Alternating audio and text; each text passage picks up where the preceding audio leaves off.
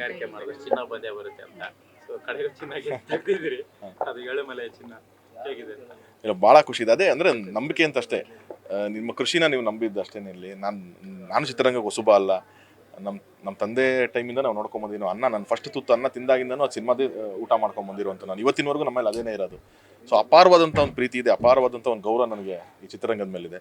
ಯಾವಾಗೋ ಯಾರೋ ಒಬ್ಬರು ಚಿತ್ರರಂಗದಲ್ಲಿ ಏನೋ ಇಲ್ಲ ಬರಬೇಡಿ, ಸಿನಿಮಾ ಮಾಡಬೇಡಿ, ಲಾಸ್ ಆಗುತ್ತೆ, ಹಂಗೆ ಆ ನೆಗೆಟಿವ್ ಹೇಳಿದಾಗ ನಂಗೆ ತೊಗೊಳಕ್ಕಾಗಲ್ಲ. ಇಲ್ಲಪ್ಪ, ಅದು ನಿಮ್ಮ ಪೊಟೆನ್ಷಿಯಲ್ ನೀವುಗಳು ಮಿಸ್ ಮಾಡ್ಕೊತಾ ಇದ್ರೆ ಹೊರತು ಅದು ಯಾವುದೇ ಕಾರಣಕ್ಕೂ ಇದ್ರದ್ದಲ್ಲ. ಇದು ನಿಮಗೆ ಕೆಲಸ ಬಂದಿಲ್ಲ ಇರ್ಬೋದು, ನೀವು ಗಣಿಗಾರಿಕೆ ಸರಿಯಾಗಿ ಮಾಡಿಲ್ಲ ಇರ್ಬೋದು, ಅದಕ್ಕೆ ನಿಮಗೆ ಸಿಕ್ಕಿಲ್ಲ ಅದು. ಬಟ್ ಖಂಡಿತವಾಗ್ಲೂ ತುಂಬ ಸಮೃದ್ಧಿಯಾಗಿದೆ ಕನ್ನಡ ಚಿತ್ರರಂಗ ಅನ್ನೋದು ನನಗೆ ಯಾವಾಗ ನಂಬಿದ್ದೀನಿ. ನಾನು ಯಾವ ಸಿನಿಮಾ ಮಾಡ್ಬೇಕಾದ್ರೂ ನಂಬಿದ್ದೀನಿ ನಾನು.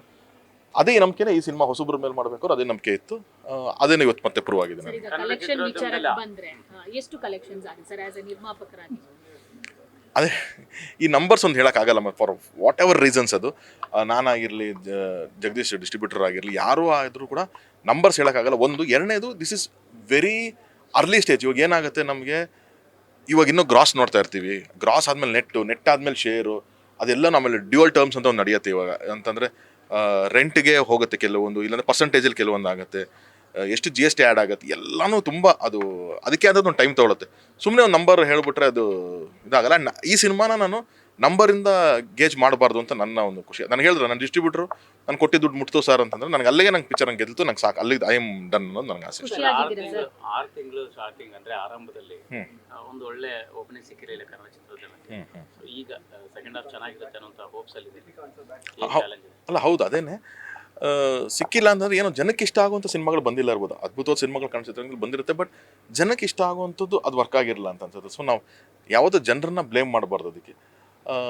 ಆದ್ರೂ ಕೂಡ ನಮಗೆ ಚೂಮಂತರು, ಮಾದೇವ, ನಮ್ಮ ಅಜಯ್ದು ಯುದ್ಧಕಾಂಡ ಇದೆಲ್ಲನೂ ಚೆನ್ನಾಗಿ ಒಂದಷ್ಟು ಅಟ್ರಾಕ್ಟ್ ಮಾಡ್ತಲ್ಲ ನಮ್ಮನ್ನೆಲ್ಲ. And Su from So recently. So ಇಲ್ಲಿಂದ ಸೂ ಫ್ರಮ್ ಸೋ ಆಯಿತು, ನಮ್ಮದೊಂದು ಸಿನಿಮಾ ಆಯಿತು, ಯಕ್ಕ ಚೆನ್ನಾಗಾಯಿತು. ಅಲ್ಲಿಂದ ಇನ್ನೊಂಚೂರು ಮುಂದಕ್ಕೆ ಹೋಗ್ತಾ ತುಂಬ ಅದ್ಭುತವಾದ ಸಿನಿಮಾಗಳು ಅಂದ್ರೆ ಇವಾಗ ದೊಡ್ಡ ಸಿನಿಮಾಗಳು, big budget cinema, star cinema ನಾವು ಏನು ಕರಿತೀವಿ, ಅದೆಲ್ಲ ಲೈನಪ್ ಇದೆ. ಅದೇನಿಲ್ಲ ಅಂದ್ರೆ ಒಂದು ಬೇಸಿಕ್ ಇನಿಷಿಯಲ್ ಅಂತೂ ಎಳೆಯುತ್ತೆ.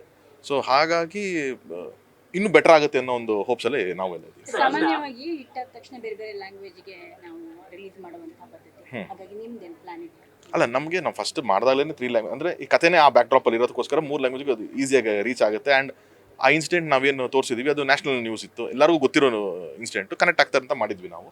ಸೊ ಹಾಗಾಗಿ ಅದೊಂದು ಥಾಟ್ ಪ್ರೊಸೆಸ್ ಓಡ್ತಿತ್ತು. ಸೆನ್ಸಾರ್ ಎಲ್ಲ ಮಾಡಿಸಿ ಎಲ್ಲ ರೆಡಿ ಇಟ್ಕೊಂಡಿದ್ವಿ ನಾವು. 5th ನಾವು ಇಲ್ಲಿ ರಿಲೀಸ್ ಮಾಡಬೇಕಾದ್ರೆ ಅಲ್ಲೇನಿತ್ತು ಅಂತಂದರೆ, ಅವರು ತಮಿಳಲ್ಲಿ, ತೆಲುಗು ತುಂಬ ಬೇರೆ ಬೇರೆ ದೊಡ್ಡ ಫಿಲಮ್ಸ್ ಇತ್ತು. ಸ್ಕ್ರೀನ್ ಸಿಗಲ್ಲ ಅನ್ನೋದೊಂದೇ ವಿಷಯ. ಏನೇ ಆದರೂ ಕೂಡ ನಮ್ಮದು ಅವ್ರ ಹೊಸಬ್ರು ಸಿನಿಮಾ ಆಗುತ್ತೆ ಆ್ಯಂಡ್ ಕನ್ನಡ ಸಿನಿಮಾ ಆಗುತ್ತೆ, ಡಬ್ಬಿಂಗ್ ಆಗುತ್ತೆ. ಹಾಗಾಗಿ ಸ್ಕ್ರೀನ್ಸ್ ಕಮ್ಮಿ ಸಿಗುತ್ತೆ. ನಾವು 12th ಇಲ್ಲಾಂದರೆ ನಾವು ನೆಕ್ಸ್ಟ್ ವೀಕ್ 19th ಪ್ಲ್ಯಾನ್ ಮಾಡಬೇಕು ಅಂತ ಫಸ್ಟೇ ಇಬ್ಬರು ನಮ್ಗೆ ಹೇಳಿದರು. ಆ್ಯಂಡ್ ಅಲ್ಲಿಬ್ಬರೂ ಪ್ರೆಸೆಂಟರ್ಸ್ ಬರಬೇಕಾಗಿತ್ತು ನಮಗೆ. ಅವ್ರು ಫಿಲಮ್ ನೋಡಿ ಆಲ್ಮೋಸ್ಟ್ ಒಂದು 10 days ಬಿಫೋರೇ ಫಿಲಮ್ ನೋಡಿಬಿಟ್ಟಿದಾರಲ್ಲ. ಫಿಲಮ್ ನೋಡಿ ಅವ್ರು ಇಂಟರ್ನಲ್ ಓಕೆ ಮಾಡಿ ಎಲ್ಲ ನಮ್ಮ ಡ್ರಾಫ್ಟ್ಸ್ ಎಲ್ಲ ಕಳಿಸಿದ್ದಾರೆ. ಸೈನಿಂಗ್ ಇವತ್ತು ತಮಿಳು ಆಗ್ತದೆ, ನಾಳೆ ತೆಲುಗು ಆಗ್ಬೋದು. ಸೊ ಆ ಪ್ರೆಸೆಂಟರ್ ಬಂದ ಮೇಲೆ ಅಲ್ಲಿಂದ ಅದರದ್ದು ನಾವು ಪ್ರಮೋಷನ್ಸ್ ಎಲ್ಲ ಮಾಡಬೇಕು ಅಂತ ನಮ್ಮ ಹೋಲ್ಡರ್ ಇಟ್ಟಿದ್ವಿ. ಸೊ 19th ನಮಗೆ ಆಗುತ್ತೆ. ಥಿಯೇಟರ್ಗಳ ಸಂಖ್ಯೆಗಳು ಮತ್ತೆ ಜಾಸ್ತಿ, ಯಾಕಂದ್ರೆ ಒಂದು ಕಮೆಂಟ್ ಹಾಕಿದ್ರು ಅಂದ್ರೆ ಒಂದು ಒಳ್ಳೆ ಸಿನಿಮಾ ಬಂದಾಗ ನೋಡಬೇಕು ಅಂತ ಆಸೆ ಇರುತ್ತೆ. ಬಟ್ ಈ ನಮ್ಮ ತಾಲೂಕಲ್ಲಿ ಒಂದು ಥಿಯೇಟರ್ ಇತ್ತು, ಅದನ್ನು ಮುಚ್ಚಿಬಿಟ್ಟಿದ್ದಾರೆ. ಈ ಥರ ಆಗ್ತಾ ಇದೆ ಅಂತ ಒಂದಷ್ಟು ಹೇಳಿದ್ರು. ಬಟ್ ಈಗ ಥಿಯೇಟರ್ ಸಂಖ್ಯೆಗಳು ಮತ್ತೆ ಜಾಸ್ತಿ ಆಗಿದೆ. ಅದೇ ಇವಾಗ ಜಗದೀಶ್ ಸರ್ ಹೇಳಿದ್ರಲ್ಲ, ಒಳ್ಳೊಳ್ಳೆ ಸಿನಿಮಾಗಳು ಬಂದಿಲ್ಲ ಅಂದರೆ ಅವ್ರು ಥಿಯೇಟರ್ ರನ್ ಮಾಡ್ತಾರೆ. ಅವ್ರ ಥರ ಅವ್ರ ಅಂಡರ್ನ ಒಂದಷ್ಟು ಥಿಯೇಟರ್ಗಳು ಇರೋದ್ರಿಂದ ಅವ್ರಿಗೆ ಅದ್ರ ಪೇನ್ ಗೊತ್ತು. ಒಂದು ಥಿಯೇಟರ್ ನಡೆಸಬೇಕು ಅಂದ್ರೆ ಎಷ್ಟು ಕಷ್ಟ ಇದೆ. ನಾನು ಅವ್ರ ಥಿಯೇಟರ್ ವಿಸಿಟ್ಗೆಲ್ಲ ಹೋಗ್ತಿರಲಿಲ್ಲ. ಒಂದು ಕಲೆಕ್ಷನ್ಸ್ ಬಂದಿಲ್ಲ, ಯಾವುದೋ ಒಂದು ಸಿನಿಮಾ, ಏನು ಸರ್ ಬೆಳಗ್ಗೆ ಏನು ಕಲೆಕ್ಷನ್ ಅಂತಂದರೆ 600 ರೂಪಾಯಿ ಆಗಿದೆ ಸರ್ ಅಂತಾರೆ. ಸರ್ ಅಲ್ಲಿ ಅಷ್ಟು ಜನ ಸ್ಟಾಫು, ಕರೆಂಟ್ ಬಿಲ್ಲು, ಆ ಟ್ಯಾಕ್ಸಸ್ಸು, ನಿಮಗೆಲ್ಲ ಒಂದು ದುಡ್ಡು. ನಾನು ಡ್ರಾಮಾ ಕಂಪ್ನಿ ನಡೆಸಿದಂಥವ್ರು, ನಮ್ಗೆ ಗೊತ್ತು ಪೇಯ್ನ್ ಅಷ್ಟು ಜನರನ್ನ ಸಾಕೋದು ಹೆಂಗೆ ಅಂತ ಅಂದ್ಬಿಟ್ಟು ಅಂಥದ್ದು ಒಂದು ಥಿಯೇಟ್ರ್ ಅವರೆಲ್ಲ ಹೇಳ್ತಾರೆ, ಸರ್ ಇದನ್ನು ಹೊಡೆದು ಒಂದು ಕಾಂಪ್ಲೆಕ್ಸ್ ಕಟ್ಟಿದ್ರೆ ಕಮರ್ಷಿಯಲಾಗಿ ಎಕ್ಸ್ಟ್ರಾರ್ಡಿನರಿ ದುಡ್ಡು ಮಾಡ್ತೀವಿ ಸರ್ ನಾವು ಅಂತ. ಬಟ್ ಅದು ಆ ಮನಸ್ಥಿತಿಗೆ ಹೋಗ್ತಿಲ್ಲ ಅವರೆಲ್ಲ. ಅಂಥ ಥಿಯೇಟ್ರ್ ಎಲ್ಲ ಓನರ್ಸ್ಗೂ ನಾನು ಥ್ಯಾಂಕ್ಸ್ ಹೇಳೋಕ್ಕೆ ಇಷ್ಟಪಡ್ತೀನಿ. ಬಟ್ ಅವ್ರಿಗೆ ಈ ಥರ ಒಂದು ಸಿನಿಮಾ ಬಂದಾಗ ಓಕೆನಪ್ಪ, ಒಂದು ತಿಂಗಳಿಗೆ ನಾವೇನೋ ಈ 1 ವಾರ ಹೊಡೆದ್ರೆ ಸಾಕು ಸರ್. ಈಗ ನಮ್ಗೇನು ಏಳುಮಲೆ 1 ವಾರ ಹೊಡಿದೆ, ಅವ್ರು ಈಸಿಲಿ 1.5 months ಅಷ್ಟು ಅದು ಮೇಂಟೈನ್ ಮಾಡ್ಕೊಂಡ್ಬಿಡ್ತಾರೆ. ಸೊ ನೀವು ಅಂಥದ್ರಲ್ಲಿ ತಿಂಗಳಿಗೊಂದು ಈ ಥರ ಫಿಲಮ್ ಬರ್ತಾ ಹೋಯ್ತು ಅಂತಂದರೆ they all be very happy.